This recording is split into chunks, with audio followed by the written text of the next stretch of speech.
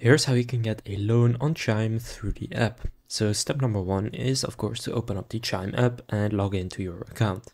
Step number 2 is to navigate to the borrow option. So to do that, on the home screen, scroll down until you find the borrow section, and if you are eligible for a loan, it will show up in this section. Now Chime's loan feature is typically available to select users who meet specific requirements like consistent account activity. Then check the loan amount and terms. Review the available loan amount, for example $75, that you qualify for. Then Chime allows you to repay in installments or pay the loan back all at once in a couple of weeks.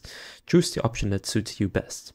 Now be sure to select the repayment option carefully, as you can miss this if not paying attention. Step 4 is to confirm and accept the loan. So confirm the loan terms, including the amount you borrow, the repayment method and the repayment date. Then accept the loan agreement and the funds will be deposited into your Chime account shortly after.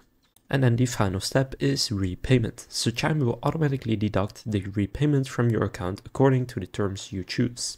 If you are late, Chime may charge a small interest or fee, but it is quite minimal and typically won't impact your ability to borrow again in the future, but you should try to, of course, be on time every time. So by using this feature, you can access short-term funds when needed.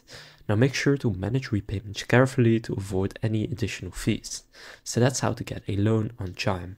If this video was helpful, please consider leaving a like and subscribing to my channel. With that being said, I will see you in the next video.